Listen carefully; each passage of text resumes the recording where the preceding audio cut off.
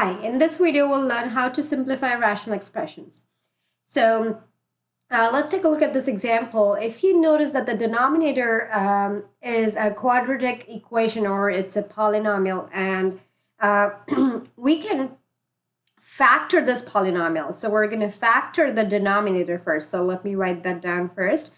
So I'm going to write here 3x squared plus x minus 4. So we're not working on the numerator because we cannot simplify the numerator right now, but we're going to simplify the denominator. So we'll factor this polynomial, we'll factor this quadratic equation. Now this equation is in the form of ax squared plus bx plus c. Now let's identify what a, b, and c is. A is the coefficient of x squared. In my case, the coefficient of x squared is 3. Now let's see what b is. B is the coefficient of x. And if you see my polynomial equation, I don't have any coefficient of x. I will assume that there's a 1 over there. So that means I can say that b is equal to 1 because b is the coefficient of x. And here in my equation, the coefficient of x is 1.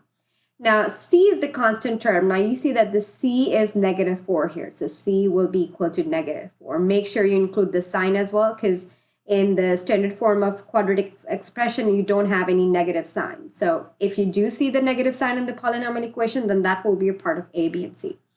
Okay, now we got a, b, and c. Now, we're going to multiply a and c. So, I will write the product of a and c. A is equal to 3.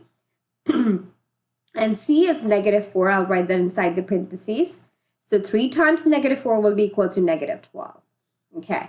Now, the next step is I need to think of two factors. Which when multiplied to give me AC, which is -12. But when added, should give me the middle term. Now, the middle term is b, which is 1 in my case. So I need to think of two factors, which when multiplied to give me -12, but when added should give me +1 because that's a middle term. So remember that this should be b and this should be AC. Okay, let's list down the factors of 12. Right now we're not taking negative sign into consideration. We'll ignore it just for now. Okay, let's list down the factors of 12.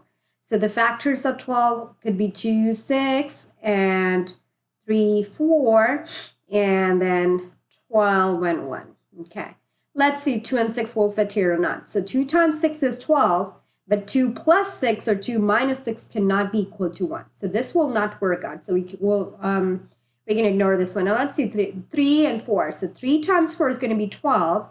3 plus 4 is 7, but 4 minus 3 will be 1. So that means this one can fit here. So we're going to write here 3. Okay, I'm going to write here 3, 4, 3, 4. Now, one factor has to be negative because my product is negative. Okay, the product is negative. That means one of them has to be negative. Now, we'll look at this. Since this is +1, when do you get +1? So let's see. If 3 is negative, will you get +1? If 3 is negative, yes, because -3 plus 4 is equal to +1. And the same way, -3 times 4 will be equal to -12. So that means 3 has to be negative. Okay, now we got the factors -3 and 4. Now what we are going to do is I'm going to break my middle term in such a way that I'll use these two factors because the leading coefficient is greater than 1. When the leading coefficient is greater than 1, you need to split the middle term. So we're going to split the middle term. So I'm going to write the equation again, 3x squared plus x minus 4. Okay, I'm going to write 3x squared, and then I'll split the middle term. I'm going to write x as 4x, because my 4 is negative. 4 was positive. Sorry, 4 is positive, and then 3 is negative. So I'm going to write to -3x.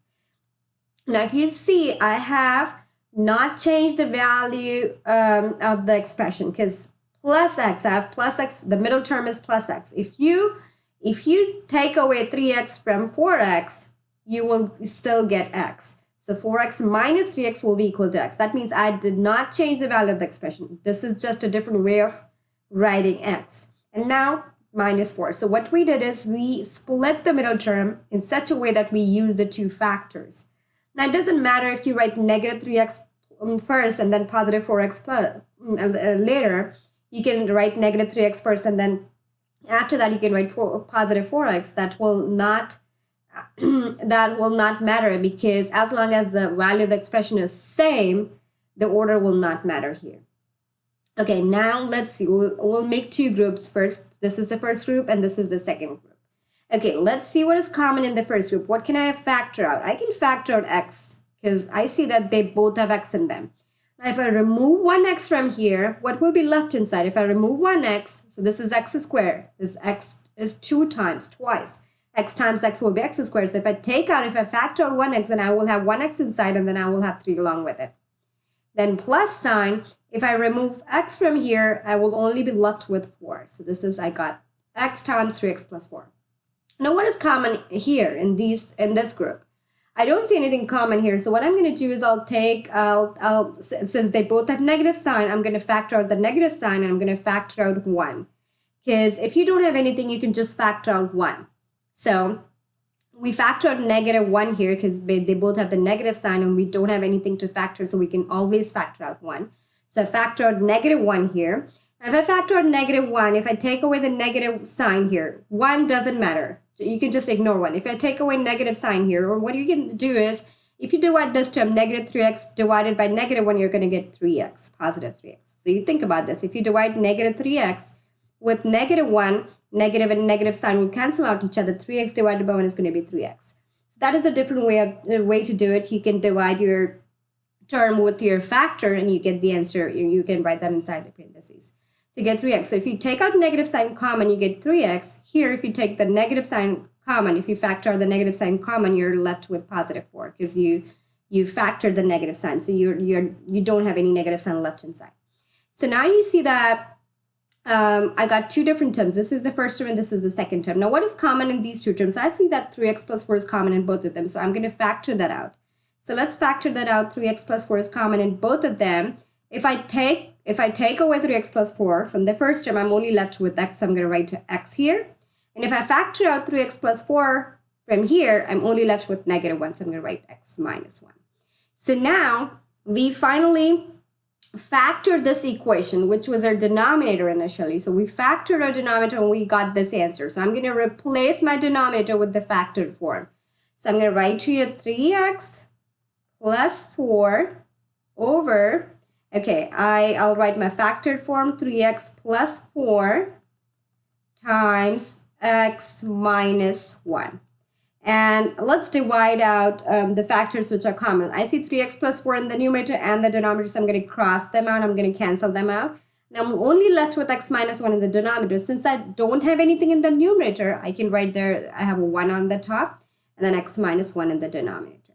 So this will be my final answer because I cannot simplify this anymore. So when we factor this equation, when we simplify this rational expression, we'll get 1 over x minus 1. That's the final answer. And that's all for this video. Thank you so much for watching. Please like, comment, and subscribe to my channel. I'll see you in the next one.